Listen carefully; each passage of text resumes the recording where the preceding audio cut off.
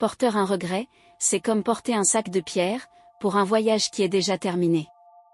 Pourquoi se punit-on encore, pour l'ignorance de la personne que nous étions hier? Il est temps de déposer ce fardeau sur la rive, et de marcher léger. Nous portons tous en nous une pièce secrète, cachée derrière des portes verrouillées. Une pièce remplie de regrets. Des décisions qu'on aurait aimé changer. Des erreurs que l'on ressasse jusqu'à l'épuisement, comme un disque rayé qui répète la même note fausse. Si seulement j'avais fait ceci, si seulement je n'avais pas dit cela. Le regret est une émotion particulière, presque unique dans le spectre des émotions humaines. C'est une douleur que nous nous infligeons volontairement à nous-mêmes, pour un passé qui n'existe plus, et qui s'est évaporé dans le temps. Nous essayons de négocier avec hier, en plaidant notre cause devant un tribunal imaginaire, espérant qu'en souffrant assez aujourd'hui, nous pourrons racheter nos fautes passées. Mais le temps est une rue à sens unique. Il n'y a pas de marche arrière. Dans la sagesse bouddhiste, on utilise une métaphore puissante. Si vous êtes blessé par une flèche, la première flèche est celle de l'événement lui-même. Quelqu'un vous tire dessus, la flèche se plante dans votre chair. Ça fait mal. Et c'est légitime. Mais la deuxième flèche, celle qui cause la souffrance la plus profonde et la plus durable, c'est celle que vous vous plantez vous-même, en rejouant la scène sans cesse dans votre esprit. La première flèche fait mal, c'est vrai. Mais la seconde, celle que vous dirigez contre vous-même jour après jour, c'est celle qui vous tue à petit feu, et qui vous vide de votre énergie vitale. Elle empoisonne votre présent et hypothèque votre futur. Aujourd'hui, nous allons apprendre à ne plus tirer cette deuxième flèche. Nous allons découvrir comment faire la paix avec la personne que nous étions hier, pour enfin permettre à celle que nous sommes aujourd'hui de vivre librement. Voici un conte intitulé « Les deux moines et la rivière ». Deux moines, un vieux maître et son jeune disciple, voyageaient ensemble à travers la campagne. Ils avaient fait vœu de silence, pour cette journée de méditation ambulante, ne parlant que si c'était absolument nécessaire. Ils arrivèrent au bord d'une rivière très agitée, gonflée par les pluies récentes. Le courant était fort, et l'eau boueuse tourbillonnait avec violence. Là, au bord de l'eau, une jeune femme richement vêtue hésitait, visiblement effrayée. Elle portait une robe de soie précieuse, brodée de fils d'or. Elle regardait l'eau avec angoisse, incapable de traverser sans abîmer ses vêtements coûteux, ou risquer d'être emportée par le courant puissant. Le jeune moine la remarqua et détourna immédiatement le regard. Leur ordre avait des règles strictes. Ils avaient fait vœu de ne jamais toucher une femme. C'était une règle absolue, gravée dans la pierre de leur discipline monastique.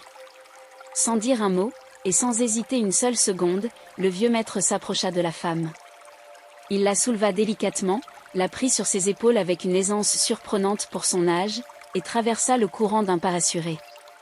Il la déposa en sécurité sur la rive opposée. Elle ne le remercia même pas.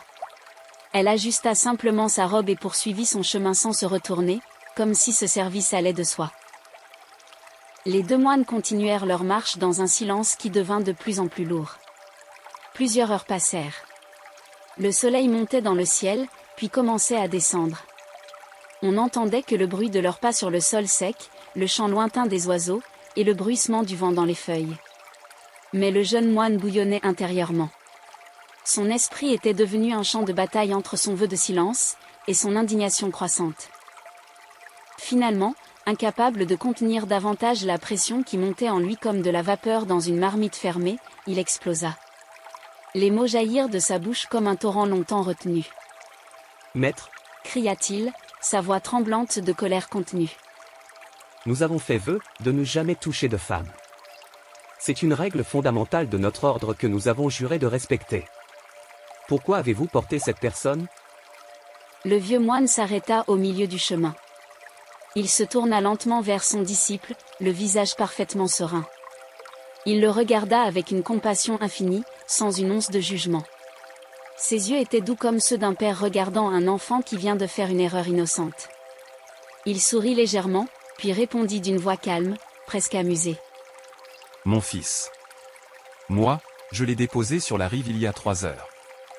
J'ai traversé la rivière, je l'ai posé délicatement, et je suis reparti. C'est terminé, c'est derrière moi.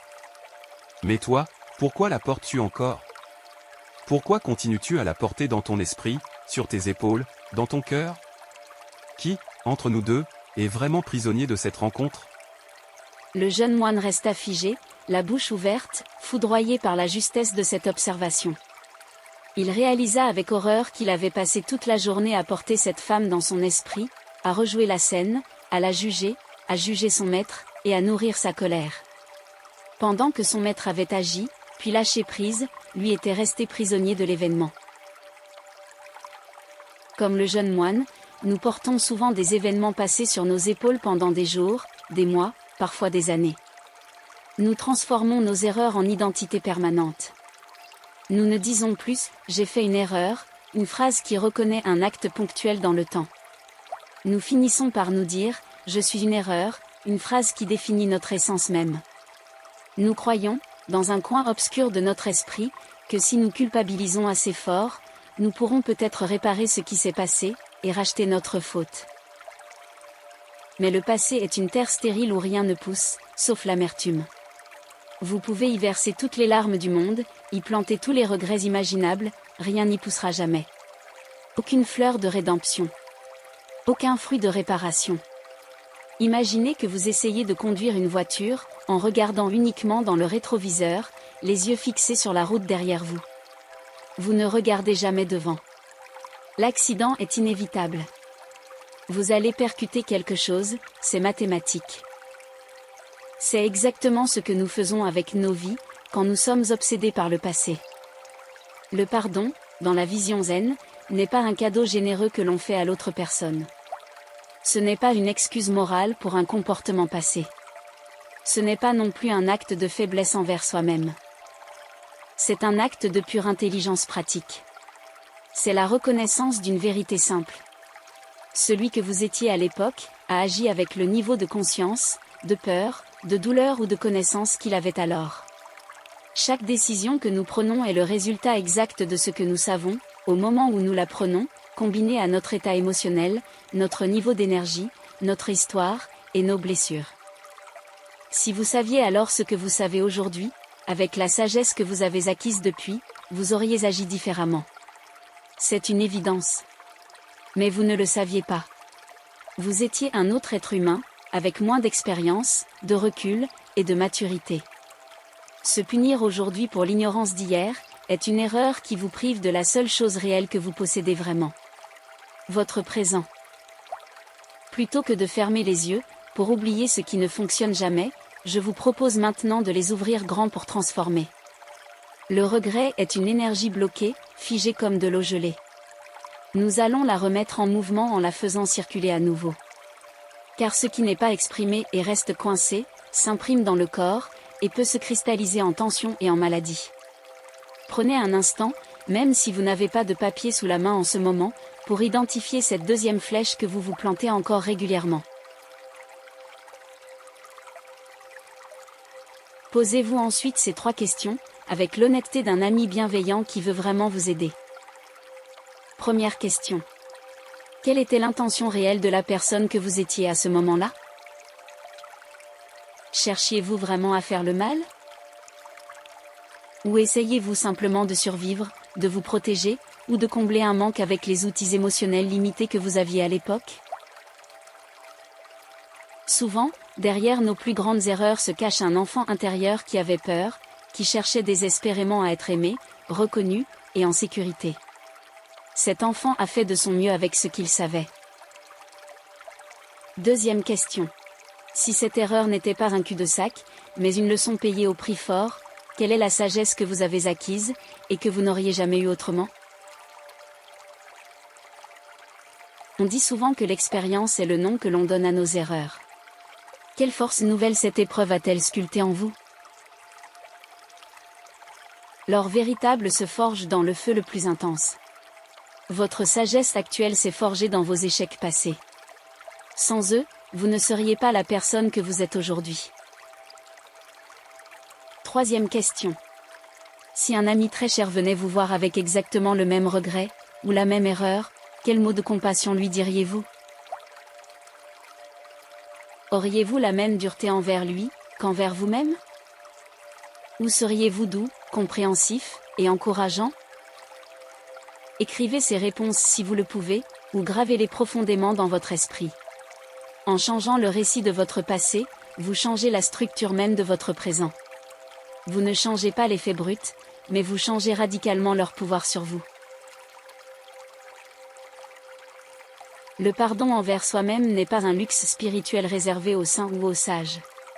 C'est une nécessité biologique pour continuer à vivre pleinement. C'est le bouton de réinitialisation de notre âme. Comme le vieux moine de notre histoire, il est temps de réaliser une vérité libératrice. La scène est terminée. Vous avez traversé la rivière il y a longtemps. La personne est déposée sur l'autre rive, le voyage est derrière vous. Vous avez le droit absolu d'être quelqu'un de nouveau aujourd'hui. Vous avez le droit de recommencer. Vous n'êtes pas votre passé. Vous êtes celui qui a appris, et qui a grandi.